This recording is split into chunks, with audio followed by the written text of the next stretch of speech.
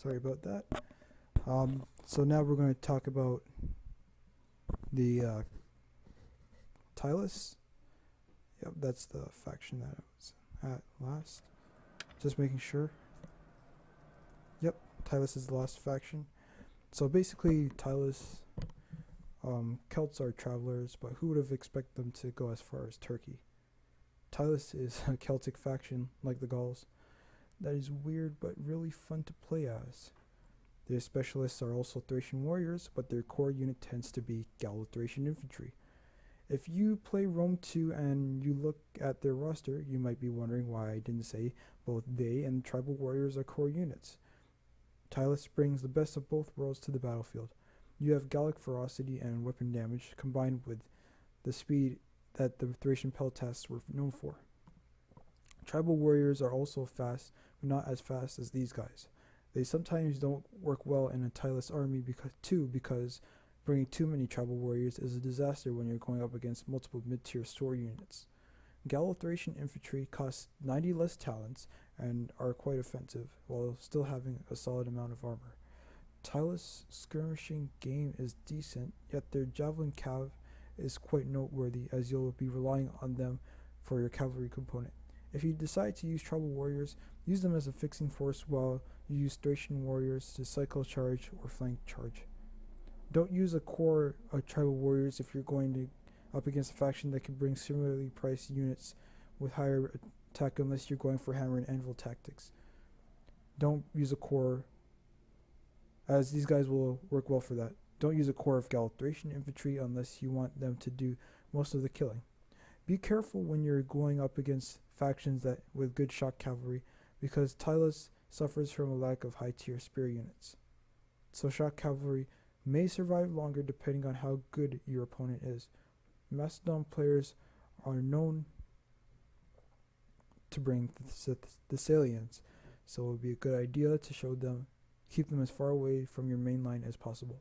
To summarize, Tylis can be offensive with Gallo Thracian infantry or defensive with tribal warriors. Having a mix of both is good, but you do lose the option to be specialized in one or the other. Tylis is a nice faction to play as, so if you don't want to try a faction such as the Gitte, but want to know how the Balkan factions work, try this faction. So the Tylis, in my opinion, beats Galatia, but there's a possibility that I'm wrong, and they lose to Macedon. What can you expect a core army to look like? Obviously, Oathsworn as general. Now, like I said in this description, if you want to be offensive, Gallo Thracian infantry. If you want to be defensive, tribal warriors along with Thracian warriors. You can bring both.